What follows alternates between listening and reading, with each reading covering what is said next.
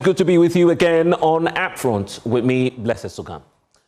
Madina Member of Parliament Francis Xavier Sosu is amongst the list of new nominees tabled by the Attorney General of the Republic of Ghana to serve on the General Legal Council. Broadly speaking, this council plays a crucial role when it comes to overseeing legal education and also the professional conduct when it comes to law in this country. Ordinarily, this would not be any big story or headliner. But here's what's interesting and perhaps divine about lawyer Francis Xavier Sosu's story. Well, he is being appointed to the same legal council that suspended him from practicing as a lawyer some 3 years ago. It took close to a year for him to secure a reversal of that directive, which was widely condemned by his peers and also some other human rights organizations, knowing his spirited defense and, of course, championing human rights issues across the country. Well, following his appointment, here's what Francis Xavier Sosu took to his ex-post to write. And here are excerpts on the screens for you in terms of what he had to say about the president's decision and what the Attorney General did. He says, I wish to thank the learned Attorney General of the Republic of Ghana, Honorable Dominic Ayene, for nominating me to the General Legal Council. The General Legal Council, which regulates the legal profession in the country by overseeing legal education and also professional practice of law, plays a key and a crucial role, as well as an effective role, in ensuring effective and quality of justice delivery. Set up in 1960 by the Legal Professions Act of 1960, Act 32, the General Legal Council needs serious progressive reforms, in his words. And he continues to say that, quote, I'm grateful to the President John Dramani Mahama and also to the AG and humbly accept this nomination and promise to work with other council members and relevant stakeholders to achieve the reset agenda of the president. Let's work together, he says, to reform and reset legal education and practice in Ghana to guarantee justice for all and injustice to none.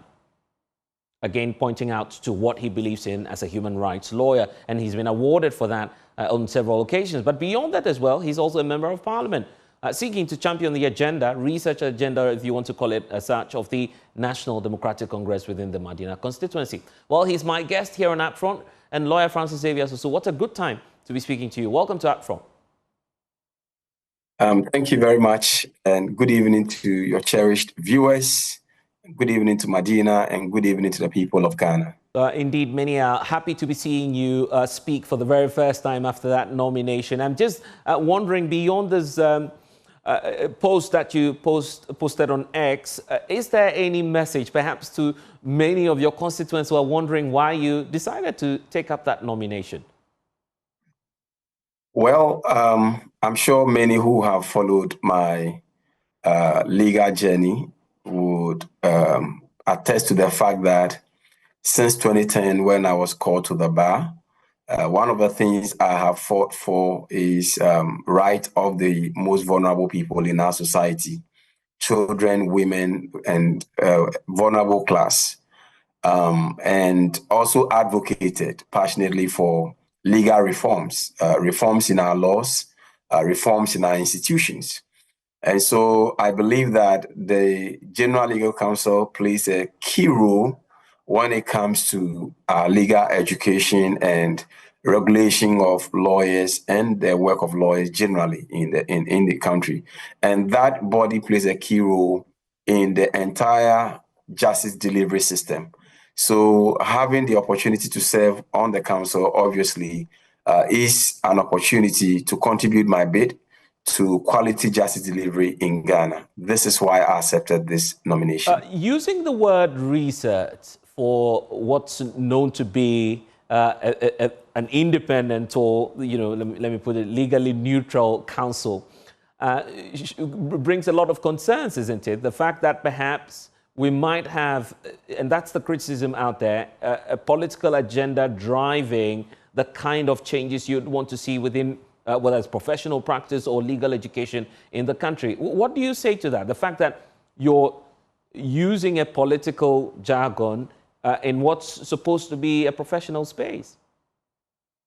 Well, I think that jargon has been applied everywhere. I mean, it was applied to the Black Stars when they reset their mode of playing. it's been applied to by the, allocations to various organs of government. And I think that every institution at a point in time will require a reset. Reset simply means a rejuvenation, right? A redirection. And so I don't think that that jargon is a misplaced jargon at all. Besides, the General Legal Counsel is not that an independent body as you place it. The Judiciary is, but the General Legal Counsel is an agency under the office of the Attorney General and Minister of Justice. And its role are very clear by the Legal Professions Act, and that role is to regulate legal education as well as regulate the conduct of lawyers. And so a reset within this context is just what many people have called for. You recall that in the 18th Parliament, myself and Honorable Dafia Mekpo and the current Attorney General tabled different bills in Parliament, for example, to reform the legal education. Not only that, the aspect of the bills to deal with conduct of lawyers. And so I believe that this is just an opportunity that I work with various stakeholders and my principal who nominated me to this council so that the reforms that are needed within the legal education in Ghana, as well as the practice of the law in Ghana, will be able to champion that. And you have an interesting story yourself, given your encounter with the legal counsel in the past. How is that going to influence, and I'm interested in the backstory perhaps, how is that going to influence your appointment now? Are you looking back and saying, well, this didn't go right with me, this is how we change it? Well, I mean, this is a typical story of God setting up a table before you in the presence of quote and unquote my enemies. I'm using the quote and unquote because I'm not saying that members there are my enemies, but it's a typical story of grace where the stone that was rejected becomes a cornerstone, or the same place that you were thrown out or you were mishandled, you have an opportunity to come back there. And I think the real test of my work with the council will be the kind of reforms that I bring based on the principle or the biblical principle that do unto others what you want them to do unto you. So whatever happened with me that I believe was an injustice, was not right, I believe that this will be the time for me to help the system to change that and to give it a new direction. So I believe that, speaking from hindsight and my own experiences throughout, the period with the council, I believe I bring that life experience on board our discussions and how some of the things we do as a council may affect or impact lawyers, young lawyers, and so on and so forth, and see how we can use those experiences to champion a new approach, to champion a new way that would benefit the people of Ghana and benefit the legal profession and benefit the legal fraternity. And one of the aspects I'm interested in has got to do with legal education in this country. I recall vividly how you, of course, led the charge, the protests, the demonstrations, petitioning, and calling for some reform to legal education in this country. It's not as though that debate is settled now, because many are still cut off from professional practice because they are not able to get access to Makola, which is, of course, allowing them to move and shift from the academia into professional practice. So let's start off from there in terms of the type of changes or reforms that you would want to see going forward. Practically speaking, what are you on the lookout for then? Well, a lot of conversations are already ongoing. And I can say on authority that the learned Attorney General has been working very, very hard to ensure that the necessary reforms in our legal regime as far as law education is concerned are tabled. I'm sure when those bills go through all the appropriate consultation and people, stakeholders who are supposed to make input into this bill, eventually we will get to know the full extent of what is coming up. But obviously, I believe it is something that is going to make legal education very inclusive, is going to make legal education more experiential, is going to make legal education more available. It will bring the legal education to the doorstep of every young Ghanaian who aspires to be a lawyer. And so I sincerely believe that it will be a regime that would completely overhaul what we have now. And this is necessary because, you know, the Act 32 that establishes the General Legal Council and its function that include the regulation of legal education and all that were acts that came into force way back in 1960s. And so between the 60s and now, where we have AI laws and we have, all kinds of modern trends, it's so important that we reset our legal education to conform to current trends. And so I can only assure that whatever may be the proposals are going to carry the sentiments that everybody has brought on board over the years, both stakeholders like law students, those who wanted to go to law school, parents, and so on and so forth. All of them are going to be taken on board to ensure that we have a new regime that ensures legal education for all. Well, you are a man of many hats. In fact, you're a member of parliament. We'll get to some of the happenings on the floor of the House. But let's close this chapter on the General Legal Council. You will be working with the likes of the Chief Justice, who's now, for instance, embattled the president, announcing earlier today that he's in consultation with the Council of State over possible, if we may call it, impeachment processes or removal processes for the Chief Justice. Is this coming as a surprise to you? And for many who say this perhaps is an NDC-led agenda, what do you have to say to that? Well, at this stage, because I am playing a crucial role now on the General Legal Council, I'd rather reserve my comment on that and just allow the constitutional process as it's been set out to go through, and we'll watch the space and just that's all I think I can see about that. But on the political hand, the commentary is going on, and it's part of what the NPP is saying, that you're targeting independent state institutions. Is that what the NDC plans to do? Not at all. I think that NDC had mandate of the people of Ghana to reset Ghana, and the reset will definitely affect every sector that needs to be reset.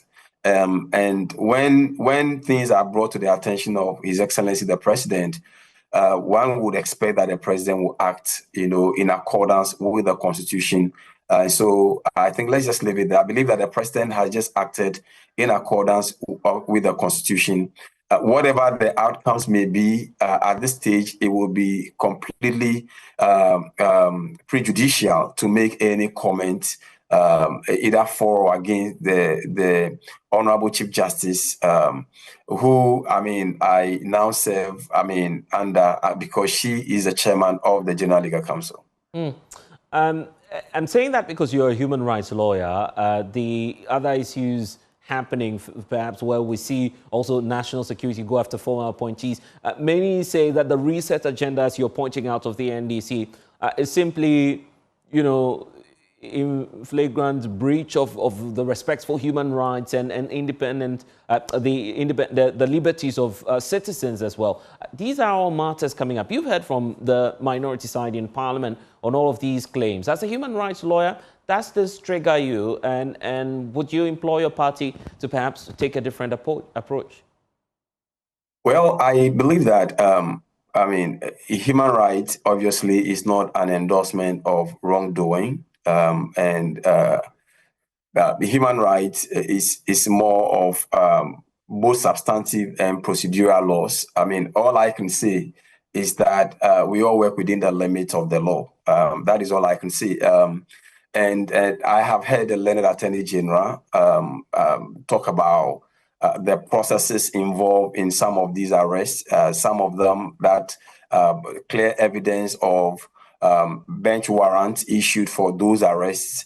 I believe if there are bench warrants for arrests, and people act in accordance with the terms of those warrants, it will be so difficult to describe those arrests unlawful arrests or a breach of fundamental rights. Are you not wavering on your long-established posture now of being at the forefront for the fight for human rights and liberties? You are a known human rights lawyer. Now your party is taking a stance which many say may cripple the position that you've long held. Not at all. I mean, like I rightly said, I mean, where there are human rights violations, we speak against those violations. Where there is none, I mean, we cannot be forced to speak on human rights grounds only because somebody feels aggrieved that the person is being called upon to account. Take a look at the examples. Apologies for cutting through. Take a look at some of the examples the minority leader has spoken of. Claims that, of course, the home of the former BOG governor was raided. These are claims, we're keeping it at that. But even to the extent that, accusations are being made, the national security persons are making away with some amount of money. In the case of Ken Oforiatta, you have his lawyers suing for trespass. These are clearly breaches in the law, you agree? Well, I mean, you see, that's a question. You see, the claims, there's difference between just making a claim and actually establishing those claims. When you look at what happened or the statements made by the minority leader, those statements have been found to be false. And you will recall that the Deputy Attorney General actually came out heavily on him, with respect to peddling falsehood and misinformation on the floor of Parliament. So that's where the problem is. So, I mean, we don't jump over claims merely because people are making it. I mean, I've seen a lot of human rights violation in respect of areas that I have made visible noise about. Obviously, in these politically heated matters, I don't think that the mere claim or allegation by the minority leader is sufficient. Now, what I would advise is that, look, violation of human rights has remedies under our laws. Violation of human rights have remedies under our law. Under Article 12 of the Constitution, when you look at Article 13, you look at Article 14, in fact, the whole of chapter 5 of the Constitution. And so if anyone feels that the right has been violated in respect of anything at all, whether it's in respect of the arrest, in respect of prosecution or detention, the person has a right to remedy in court. You will recall that there were many times that I myself had the opportunity when the then IGP was coming after me in respect of certain demonstrations and all that. Once I believed that the potential arrest was unlawful, I actually went to court to challenge it, right? So I think that is where we should leave it. It's not about how much condemnation or public condemnation we do, even though I agree that is also very important. And guess what? Rights are also personal. And so standing in Parliament and simply screaming that there were some vandalization and all that, which evidence available does not point to, clearly does not support that claim of violation of rights. Yeah, but you were enjoying parliamentary immunity at the time you had your case with the IGP. The Deputy Attorney General now is threatening to rework parliamentary immunity. And it's just because some of these opposition MPs are speaking out against what they believe is the breach of human rights of some persons. Don't you feel the AG and by extension his deputy are not being accommodative or tolerant in this case? Well, I mean, it would be completely premature to come to that conclusion.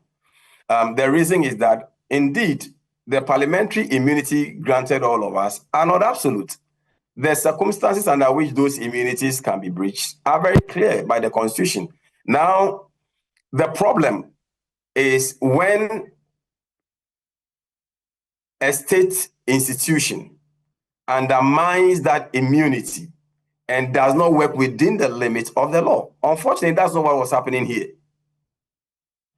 The immunity that the Attorney General was talking about was was in respect of the immunity from, libel when you are in Parliament. But obviously, that is not a guarantee or an opportunity for you to use the floor of Parliament to peddle falsehood and to peddle, misinformation. Because you see, the Parliament of Ghana is the people's house. What we are required to do there is to speak to facts, things that we can verify. But when you come to Parliament and make assertions, for example, vandalization, stealing of things, and it turns out that everything you are saying is false, obviously you are breaching the privileges, and we can actually trigger the processes in Parliament, for you to be referred to the Privileges and Immunities Committee, that you're actually breaching that parliamentary privilege. And so I believe that there are ways that we can deal with that. But that should count as a normal political process, isn't it?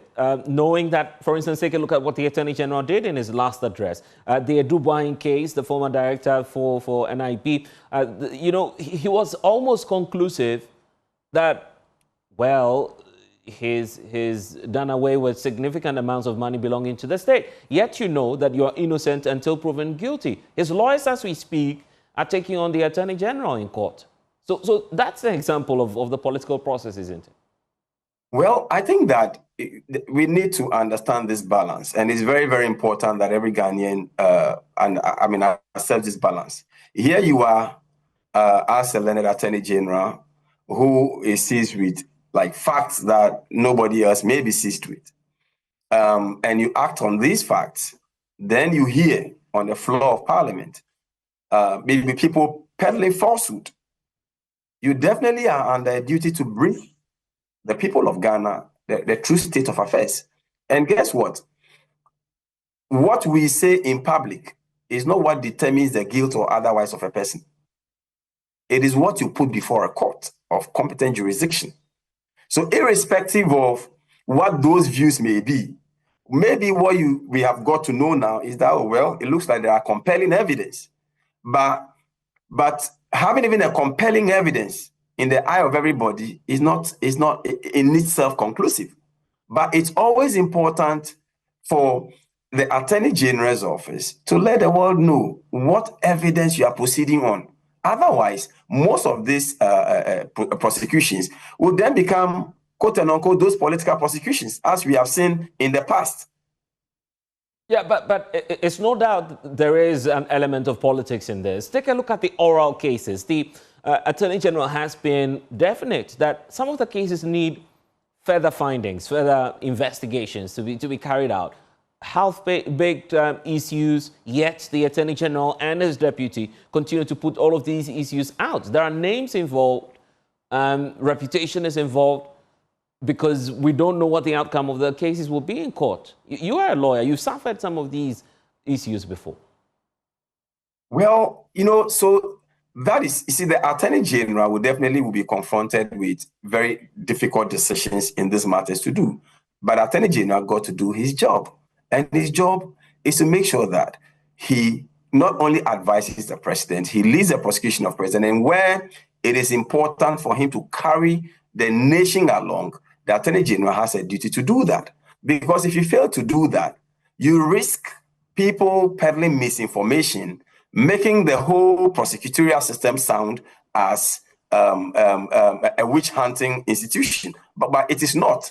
And, when you are holding people accountable, particularly people who have held the public purse and who are supposed to exhibit some high level of trust, some high level of moral grounds, when it comes to dealing with the people's purse, misuse that space. Obviously, when you are holding them accountable, it's not going to be a very fine thing. It's not going to be a very exciting thing. So you would expect some of the pushbacks that you are having. But like I'm saying, the mere fact that those allegations have been made out does not mean that it is conclusive. For example, take my matter, for example. When I was being chased by the Mr. Dampari and his boys those times in Madina, coming to church with police and police officers and everything. There are a number of statements they put up that suggested that I had done something wrong.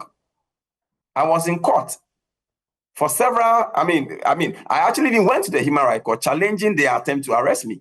Eventually, my vindication was not outside of the court. The vindication was in the court. It was the court that eventually discharged me.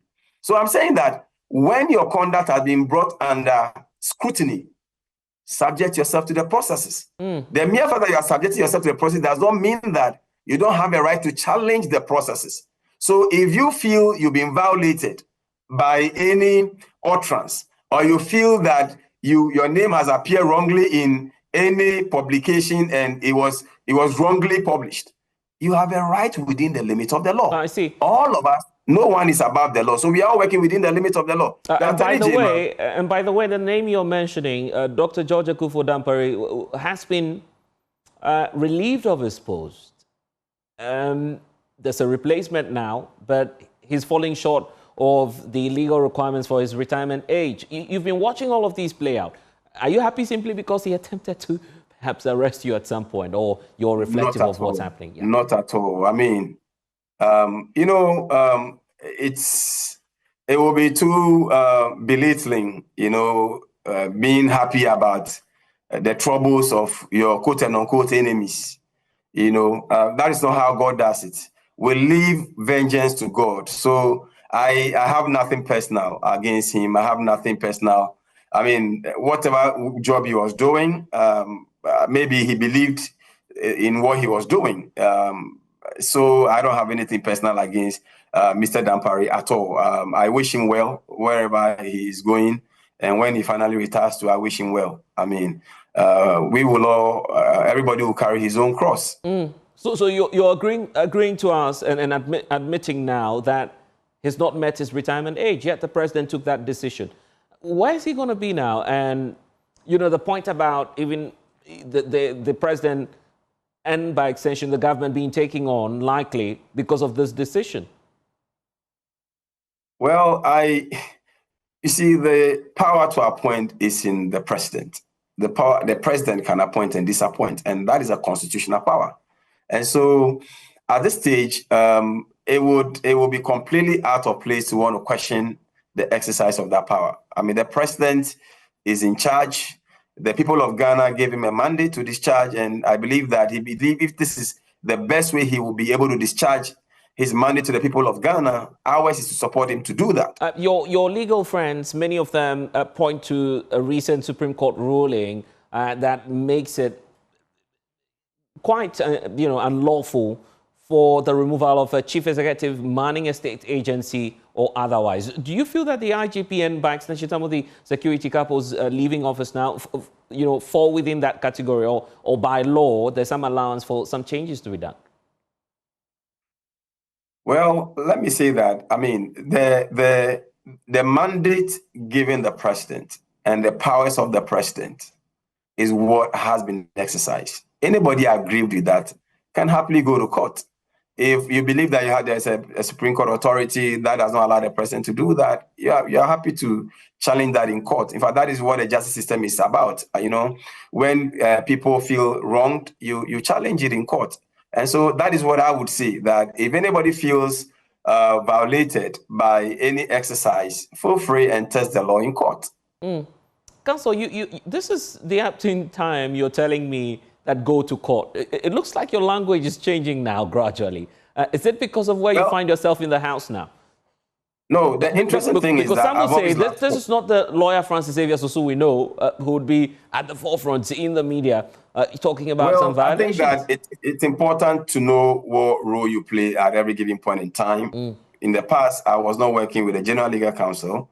Now I've been nominated to work on the General Legal Counsel. My duty is to protect the space and build confidence in the justice system, and people who are violated can always have their voices heard, in court.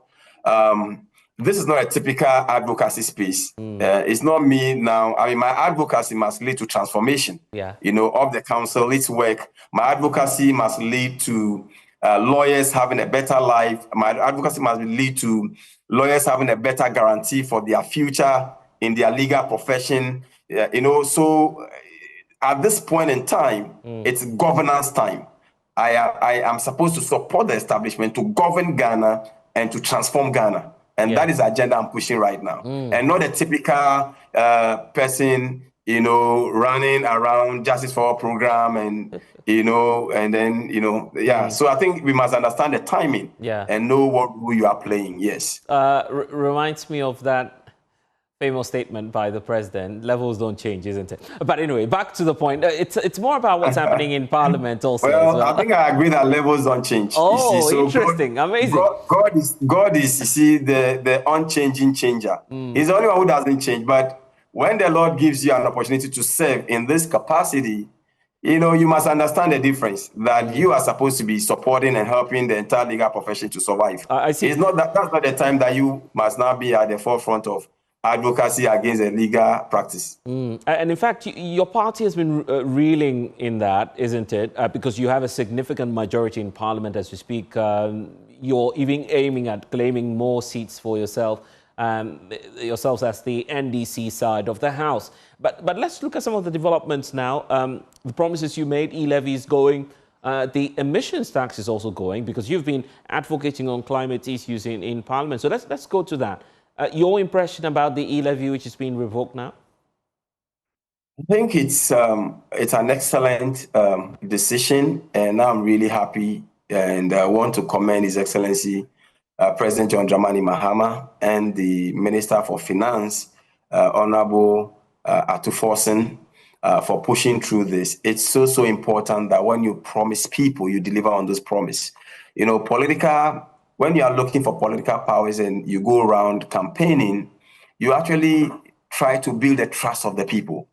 When the people have given you their trust, it's important that you uphold that trust. And I think that what the NDC and His Excellency John Dramani Mahama and Honorable Atuforsen have done so far is to live up to expectation as far as the promises we made to the people of Ghana are concerned. And I am extremely happy. In fact, I remember when the law was repealed, because it's budget time and we are all very busy running up and down committee meetings and then chamber work, trying to review reports and so on and so forth.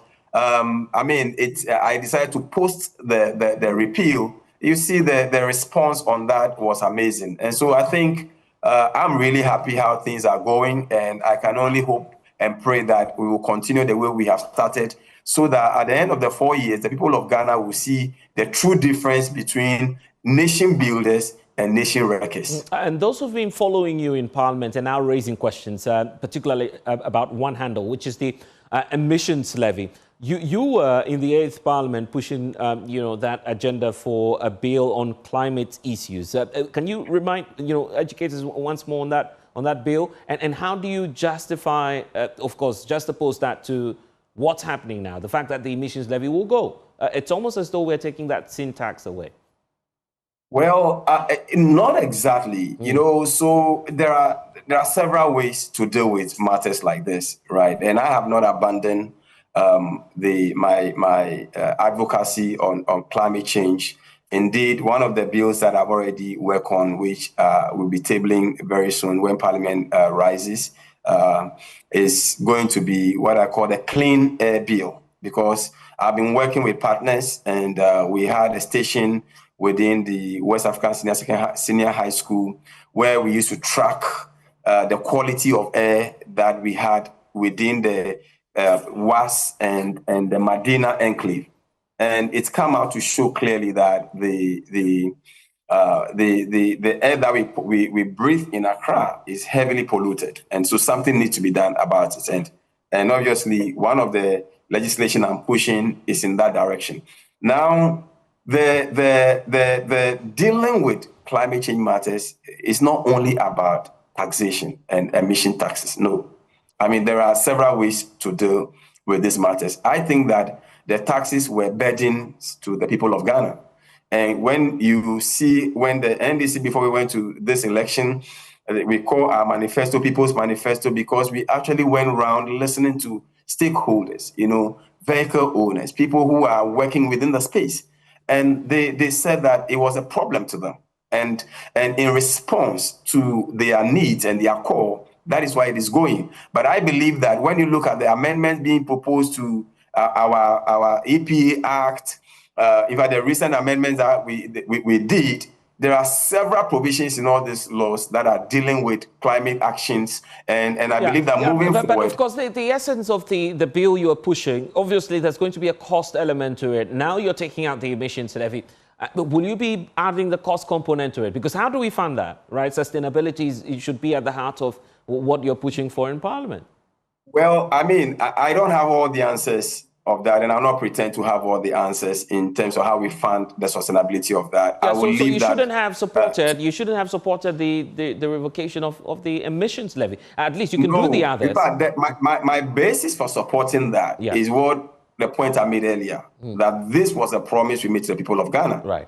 And if the people of Ghana basically agreed with us and gave us a mandate based on the promises we made to them, it will be completely out of place, and it will be a betrayal of trust for us not to do that. And so we must live to expectation as far as the people of Ghana are concerned. What we need to do as leaders is to think outside of the box and look for alternative means of making this action a sustainable one. And I believe that that is a conversation that is still ongoing. The Minister of Finance is on top of these matters. And by the time we cross the mid-year review, we will be able to really tell where we can raise substantial funds to push this sustainability agenda. Okay. Well, populist agenda, some are calling it, but I want to hear from you personally on this. The betting aspect of it, the betting tax. You are an MP for an urbanized area, but with young people looking for jobs. Is betting tax the only way of creating opportunities for these people? Well, I believe that the betting tax was a morally wrong tax handle. It was a morally wrong tax handle because you are reaping where you never sowed. You see, the Bible says that we reap where we sow. But it's basically stealing from people. Now, secondly, what it means is that you are running a nation where your source of revenue is an act that you may not necessarily want to condone, right? Because you don't want young people to resort to betting, basically, and taxing them does not prevent them from resorting to it. But what you are doing is that you're actually legitimizing the process. That even as a state, the betting is a way of getting national revenue. So it was a morally wrong tax in the first place. And so if we want to encourage people that, look, betting is not right, get, alternative sources of income, you do that through projects like what I started in Madina Job Center, where in the Madina Job Center, we have training centers, we have ICT centers, we have all kinds of models and handles that we use to motivate young people. In the last 4 years, impacted over 7,000 young people, and now trying to expand that through the National Apprenticeship Program of His Excellency John Dramani Mahama, through the Jumara project of John Dramani Mahama. These are the handles I use to encourage and motivate people to move out of betting. Yeah, but now the reality is that now it might get worse because the disincentive for doing that is gone. Well, honestly, you can check it. There is no correlation at all. Right. It never stopped betting. It was just people just stealing innocent people's money. It never stopped it. What we need to do to stop betting is not taxation of betting. In fact, taxing betting means that you actually endorse it and you really want to encourage people to do it. I see. Your constituency itself is facing a number of challenges, but I want to start off from just last night's downpour. Some communities were affected. In fact, we understand that a training institute there has also been affected. So let's get into it and look at the government response and also what you're doing at your personal level as we move into gradually, perhaps we're expecting some more rains in the coming months. What do you plan to do? And what's your solution to this? Well, thank you. That has been my worry since last night because the calls kept coming in. And sadly, and very, very unfortunately, because of the heavy nature of the commitments we have in Parliament this week, because we're basically doing appropriations, and as a leader on some of the committees, you are required to be here almost on a daily basis. So I couldn't go around to ascertain things for myself, firsthand, even though I saw parts of Madina when I was driving to the office this morning. But once I had a calls, I reached out to the regional minister and reached out to the municipal director, the municipal coordinating director, because we don't have our MCE yet. And she immediately instructed the planning department and then the works department, deploy them together with the NADMO team in the office to go around to do an assessment of the extent of damage. And they did this with the honorable assembly members in the various electoral areas. And so I'm here to receive this report. And once I receive the report, we are going to immediately start work on it, because I already spoke to the sector minister, Honorable Mubarak Muntaka, about the need to pay attention to Madina through the NADMO office. And so I'm very, very hopeful that in the coming days, where there is a need for relief, they are going to get relief items. Where people might be relocated, we are going to try to assist them relocate. And where there will be the need to create some access, waterways and things, we'll do that. But I think yesterday's downpour, it was more, the damages were more attributed to the winds or the storm that accompanied the rains than the water itself. So particularly for this institute that we're hearing about that's been affected, what plans are in place for such institutions that may have been affected? Well, we are making arrangements to ensure that we procure those, particularly those who have lost their roofs. We are making arrangements to ensure that latest by the end of the week, we should be able to get roofs on top of their buildings, so that the students can return back to school. It's quite an unfortunate thing. I want to use the platform also to reach out to corporate Ghana, particularly all the corporate bodies in Madina, people working in Madina, that you will come to our aid.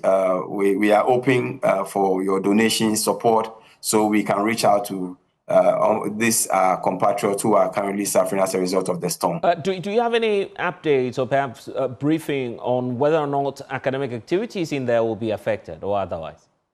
Well, what I know was that today academic activity was affected.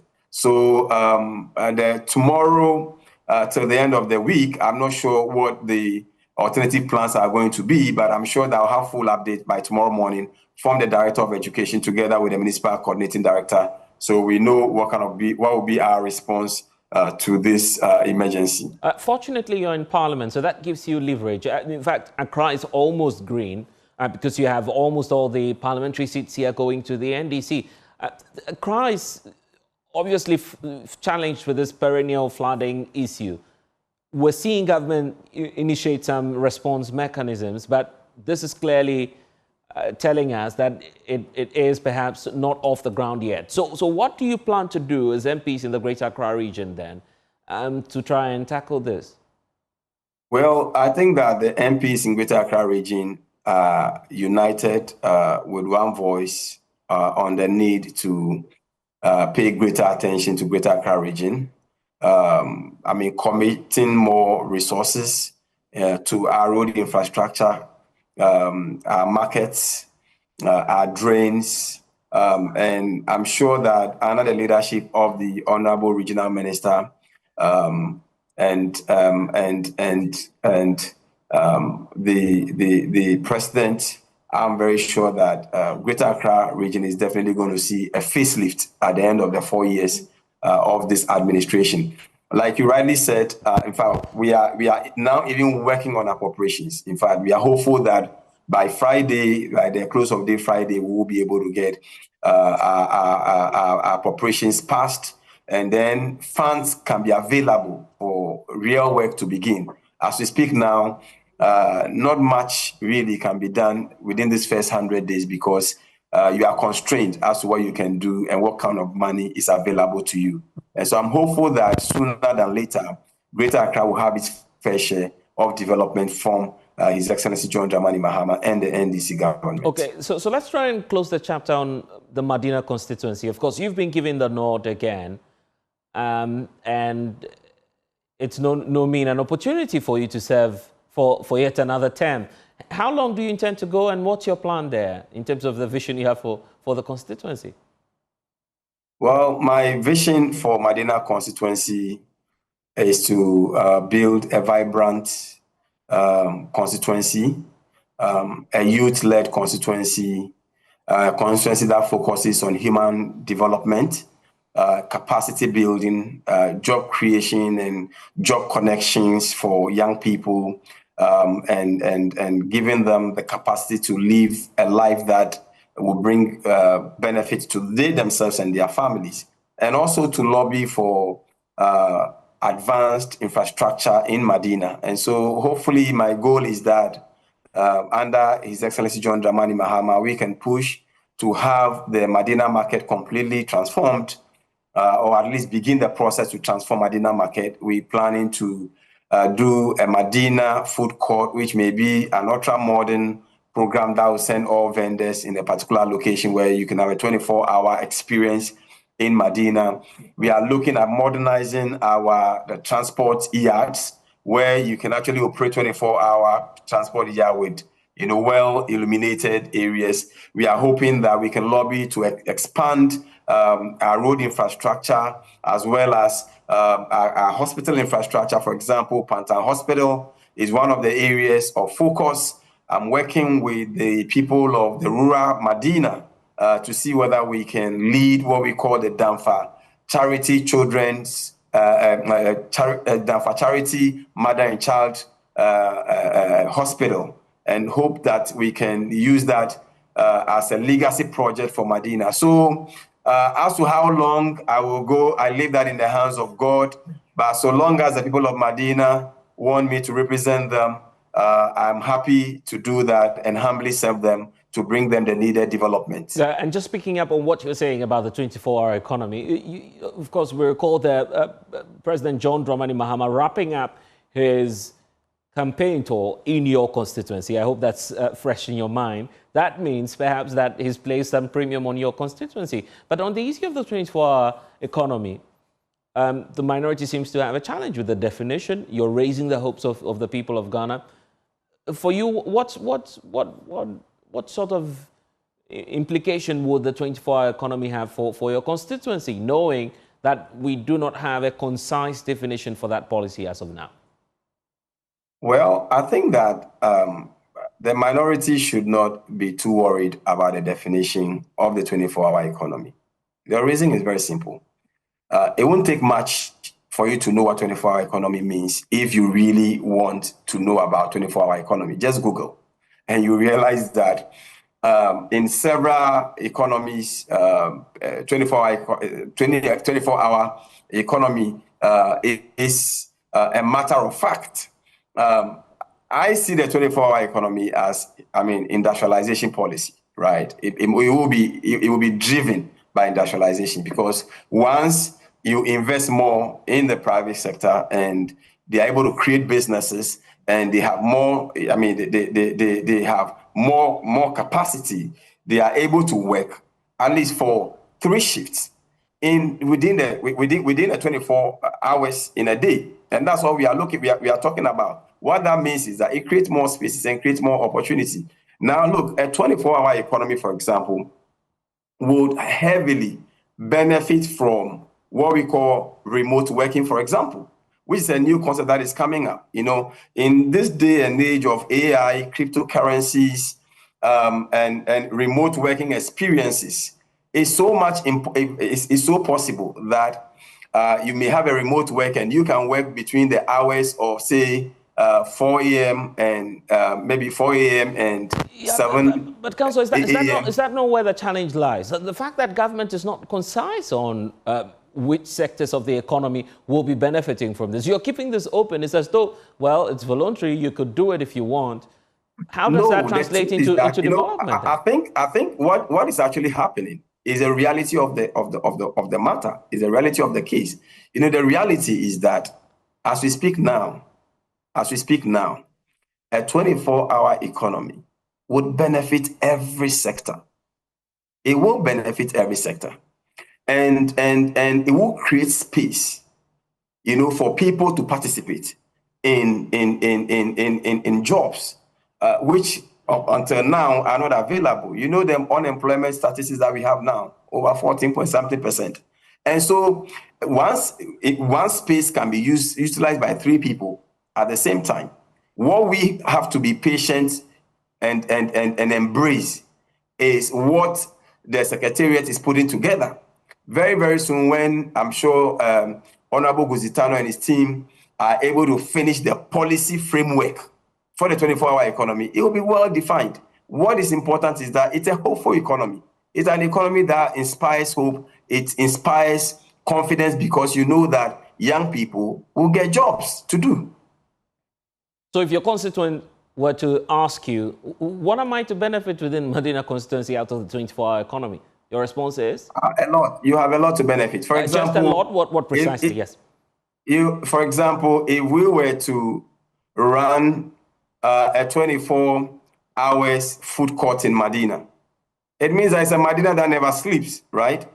If we were to run a 24 hours market, but Madina market. To be honest, some parts of Madina, they don't sleep, actually. You know that too well. That's quite well, that is true. So those places are already experiencing the 24-hour economy, right? So don't forget that even before it came as a policy that we drove, we knew that there were aspects of our economy that were running 24 hours. For example, we know some hospitals run 24 hours. We know some pharmacies may do 24-hour economy. But what we are saying is that when you have a policy framework driving the agenda, many more private sector players will plug in so they can take benefit of the 24-hour economy. That then opens up the space for more young people to be taken.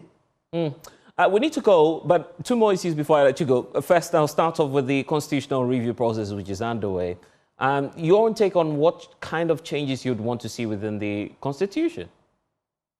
Well, a lot, because I have also been part of advocates for constitutional review.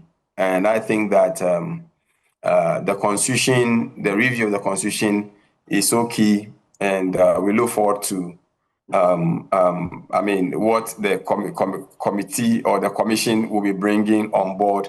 And I really pray, God, that His Excellency John Dramani Mahama in these 4 years would implement those recommendations so that the amendments that we need to do, we'll be able to do them. One of them, for example, is appointment, election of MMDAs is a major reform that we need to look at, because I believe that that is going to deepen accountability to the people. And that way, there's going to be more effectiveness at the local governance level. That is one of the things I'm looking forward to see. Of course, I'm looking forward to complete abolition of the death penalty from the 1992 Constitution. I'm looking forward to one of the bills I'm pioneering here. I don't know whether I'll succeed with it as a private member. I just pray, God, that we do. But if it is taken over by the constitutional review, I would really love it. And that would be prevention or prohibition of employment of persons during election years, particularly between election 7th December when election is being held to the 7th January when elections when transition is completed with the inauguration of the new president, because that there is a gap in the Constitution currently that sometimes are abused, where you know that you are losing election, or you know very well that it's election time, and you are still pushing to employ people who you have not been budgeted for, and that is what usually leads to people either being laid off or sacked when there's a change in government. Yeah, you're doing this, but you are doing this, but you're silent on the dismissals. No, well, you see, the dismissals are expected, because you see the appointments are not good governance approaches. Because when you do that, you don't go through the full meals of those appointments. I mean, I sympathize with those who are victims. In fact, people have reached out to me, and I'm actually representing some of these people and writing letters on some of them their behalf. But the point is that, I mean, in accordance with good governance practices, why would you be appointing people after a general election and you've been declared that you've lost an election? You see, so the practice, and I said this goes on because of the lacuna in the law.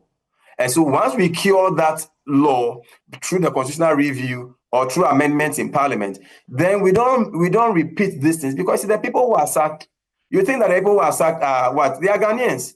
They are not NPP people, they are not NDC people, because you may be an NDC person. Unfortunately, if you are recruited within that time frame, it means that you are not properly recruited. Right. And so I will encourage those who have to reapply. So they go through the full meals. But the whole idea is that the approach was a wrong approach. And so we cure it by law. Then moving forward, there would not be the need for us to be experiencing that. I mean, since, is it Buzia time? You can see when I check the history, the literature, I realized that this has been there since, I think, at Champon time, and every time there's a change in government, people are laid off or people are, and it's because we have left that gap in the law. So when people are losing election, they are recruiting people, and most often with a bad intention, right? So I think we just need to cure the law, and everything should be fine. Let's see how that goes, but I'm extremely grateful for spending some time with us in spite of your busy schedule. Lawyer Francis Xavier Sosu is MP for Madina, joining us here on UpFront. And I must say that he's also a musician. We'll talk about the career later on, because you're out with some music as well. But that's all we have for you here on UpFront with me, Blessed Suga. Until then, log on to myjoyonline.com. More stories there for you to catch up on. Bye-bye.